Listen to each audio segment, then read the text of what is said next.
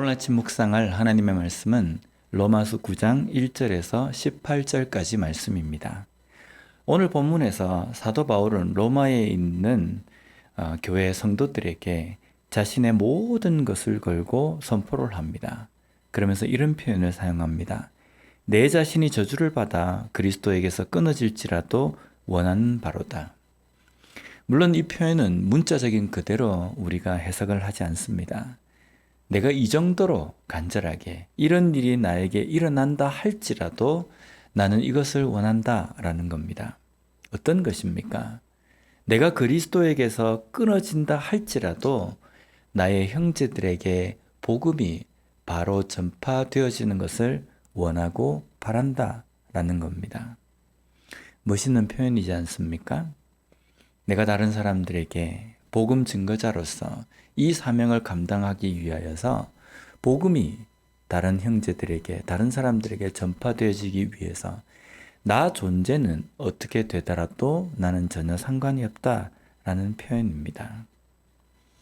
오늘 본문에서 사도 바울이 이처럼 간절하게 애타게 생각하며 복음이 전파되어지기를 원하는 대상이 누구냐면요.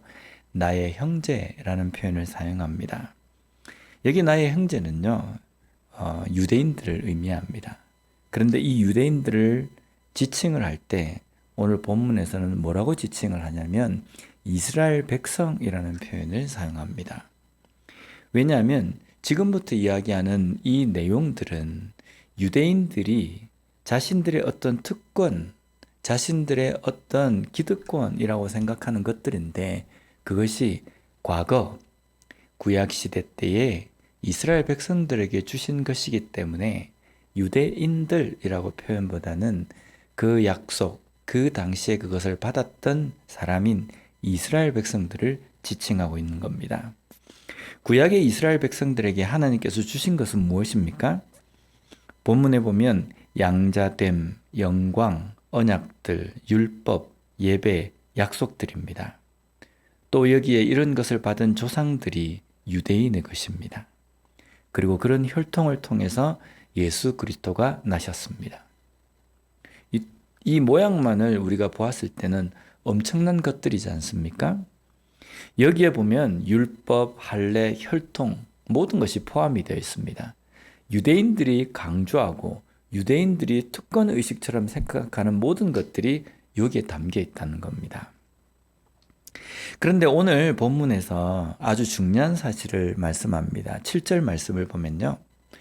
또한 아브라함의 씨가 다 그의 자녀가 아니라 오직 이삭으로부터 난 자라야 내 씨라 불리리라 하셨으니 여기 두 가지가 대조가 됩니다.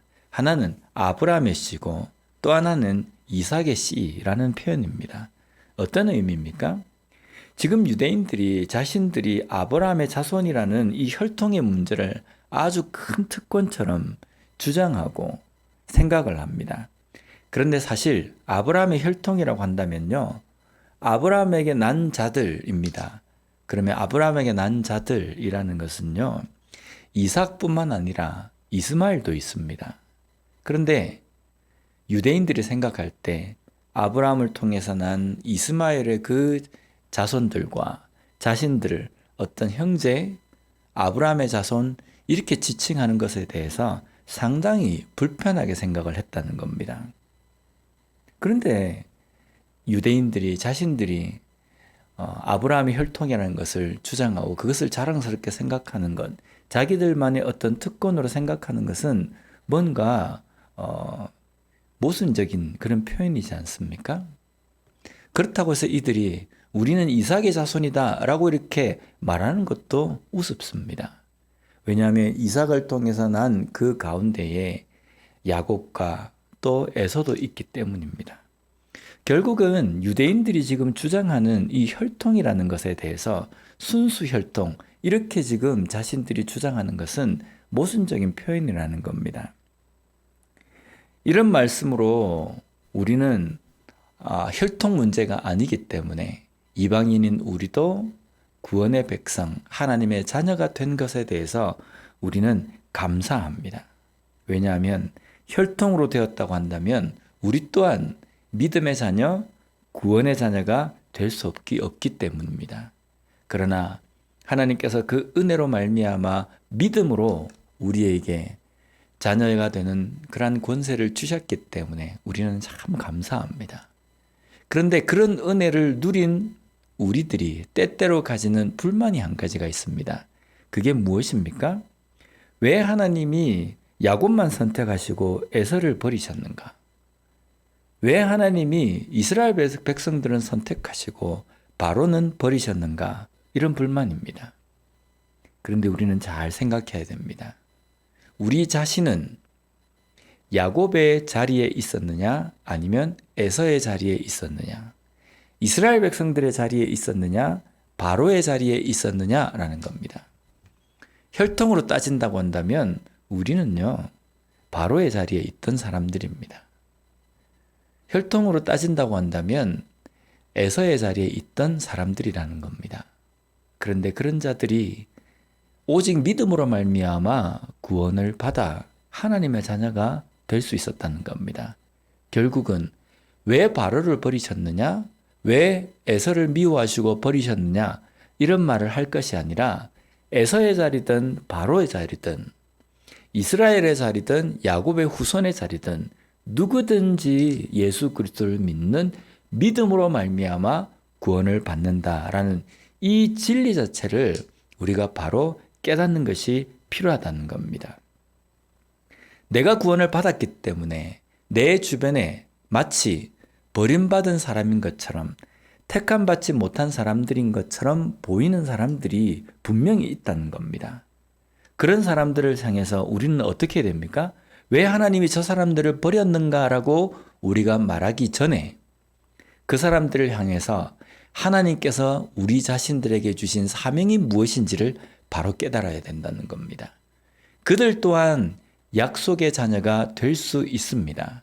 그런데 그들이 약속의 자녀가 되기 위해서 우리에게 주신 사명은 그들에게 이 복음, 누구든지 이방인이든 유대인이든 혈통으로서가 아니라 믿음으로써 구원받는다라는 이 진리의 복음을 그들에게 전할 사명을 우리들에게 주셨다는 겁니다. 왜 그들을 버리셨는가라고 우리가 불만을 말하기 이전에 나도 구원을 받았기 때문에 나도 복음을 접하고 예수 그리스도를 믿음으로 말미암아 구원받은 백성이 되었기 때문에 그들에게도 이 복음을 전해야 하고 그들 또한 이것을 접할 수 있는 기회를 내가 바로 전하는 전도자가 되어야 된다는 겁니다. 하나님께서 주신 은혜는 놀랍고 위대합니다.